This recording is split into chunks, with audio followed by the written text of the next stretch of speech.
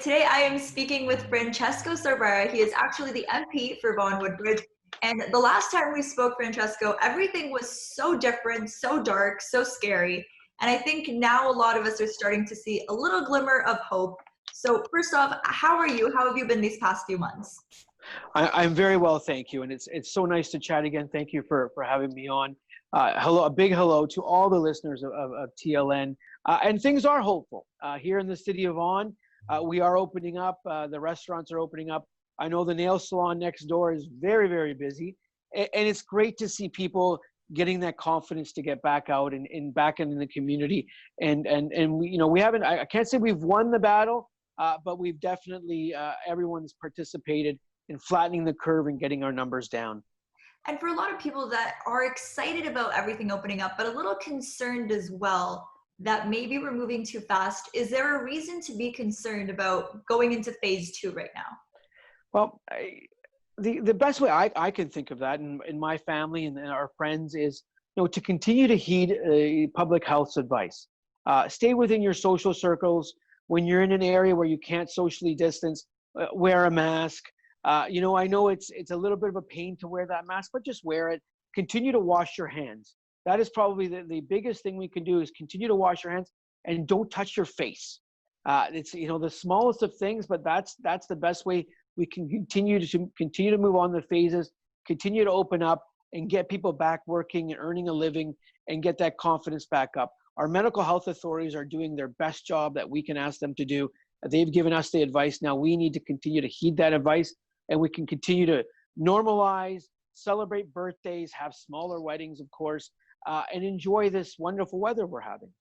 Absolutely. And I think that's the one thing that everyone's excited about, is just better weather, getting out there. But we can't let our guard down, because unfortunately we have seen so many cases of parks and beaches and situations where crowds are gathering and it can be dangerous. Do you think that perhaps it's better for people to stay at home, to do gatherings at home, or are you encouraging as well to just go out and enjoy the weather? Well, as per many of the medical officers of health, getting out and getting fresh air and being in parks and green spaces while maintaining that socially distance, I encourage it. I actually think it's good for our mental health to get fresh air, get that vitamin D from the sunshine, do it in a very prudent manner. Here in the city of Vaughan, we're blessed with the Courtright Center, many trails, great parks. And I know the splash pads are opening up this weekend for the kids. And I know it's important for the kids to be outside. My 2 young daughters, who are 7 and 9, they want to be outside riding their bikes. And, if we can do that safely, get them to the parks, we need to encourage them to do so. It's so important that we get our communities out, individuals out there, and get them that fresh air that they need and so deserve. Of course. Now, when we spoke last time, we were talking as well about the businesses in Vaughan, and so many small businesses, so many restaurants that were concerned for their futures. In hindsight, have a lot of businesses been able to survive this lockdown? Our government's put in place a lot of programs to help individuals. We have the Canada Emergency Response Benefit, which we know a lot of individuals have utilized during this time, so we can have them avoid financial hardship. For the businesses, the Canada Emergency Wage Subsidy, the Canada Emergency Business Account has tried to build this bridge to get them to a point where, we reopen up and they can start walking on their own, if I can use that analogy. We do understand we need to open up further to allow a lot of these businesses to survive. I think it remains to be seen how that happens going into the fall.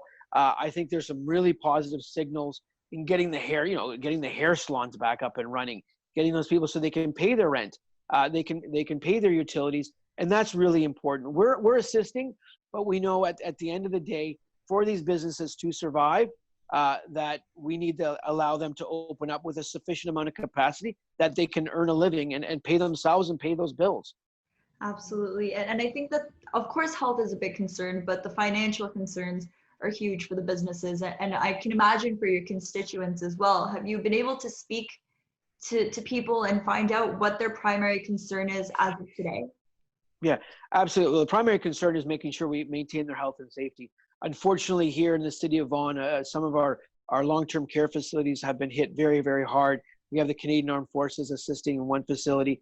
Luckily, a lot of those have now been under control, and we're seeing very, very much improved numbers over the last several weeks, which is great to see. I think for my residents, We know the construction industry, which is a very large component, and manufacturing industry, very large component of the Vaughan economy. They're back up and running. Our agro-food industry back up and running. What we're missing is our event spaces, the weddings, the bar mitzvahs, the communions, the confirmations. That's going to take time. I am hearing a lot from small business owners, worried about paying their rent, how they open up safely. So we are transitioning to that. But again, it's definitely a vast different space from when we originally spoke, which was several weeks ago, to where we are now. It's great to see that we've heeded the advice of public health officials so we can get these businesses up and running. Obviously, for a restaurant, they'll need to be able to seat people inside the restaurant, not just outside, for them to survive longer term. Let's hope we get there sooner rather than later. That's really the big predicament. The banks have done their part to defer mortgages for individuals. But we know we need to get back those individuals back to work. That's most important. We need to get them back to work. Absolutely. I think right now, the quicker that all of us can get back up on our feet, the better. And I know that the government is working very hard to make that happen. And there was a recent announcement about a COVID-19 app that was releasing. And I'm not sure your level of involvement or how much that you actually know about it, but is there any information you can give us about how that system is working? Absolutely. Well, the most important thing we can do as a country and as a government, working together with all levels of government, is to make sure we have robust levels of testing and tracing. So if you test a lot and then you find out there are cases, having those individuals download that app or have downloaded that app prior to, and be able to trace where that individual may have picked up COVID-19, where they got it from, who they've been in contact with, is very important, so we can isolate it very quickly and it doesn't impact our economy. That's the most important thing we can do, is make sure we're testing, tracing, and that's how you do it by the COVID app. Where that app is in current phases, I encourage people to go to our COVID-19 website, the Government of Canada, lists all the resources there. Same with the province of Ontario. And getting that system in place is going to be very important as we go into the fall, especially. Of course. And now, Francesco, one more thing. I mean, I know that there's a lot of fear and a lot of stress right now, but I know, if I'm not mistaken, that you have a good news story to share with our viewers, a little bit of hope to tell them, it's going to be okay. So what have been some of the moments maybe in the past few months that have really kind of renewed your faith in society? Well, I think the one thing is how the city and the country has come together, to support our frontline workers. And you see the job that the frontline workers are doing day in, day out, and you're reminded of it. How so many organizations have, retooled, have come together to say, what can we make in a personal to protection, masks and gowns. And you've seen so many companies call us and say, Francesco, how can we help? How can we assist? And you've seen other organizations, food banks, just really step up to the plate and deliver pizzas and lunches and food to organizations, to long-term care facilities, to our frontline heroes. So you've seen that definitely Canadian groundswell of support and just coming together and say, how can we help? And that you see day in, day out. And I'm always amazed when people just call out of the blue and say, I want to help today. How can I do? What can our company do? What can we put at your disposition, at the government's disposition, to help people? And that's really heartwarming. And that's, we'll get through this. We know we're going to get through this.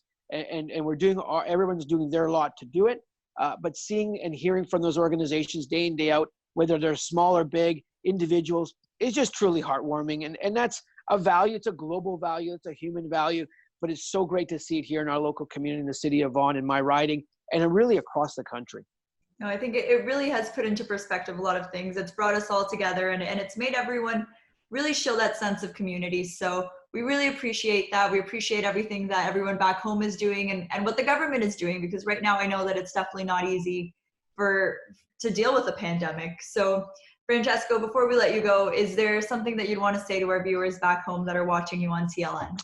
Absolutely. First of all, thank you to TLN, and I wish all the team at TLN of safe travels. And we think of the values of what makes Canada such a great place: inclusivity, diversity, very strong social fabric, and I think that's what's making a big difference as we battle COVID-19 and we get through it, is how much we care for each other, how inclusive our society is. Thank you so much, Francesco, for your time. Thank you so much, Camille. Have a great day.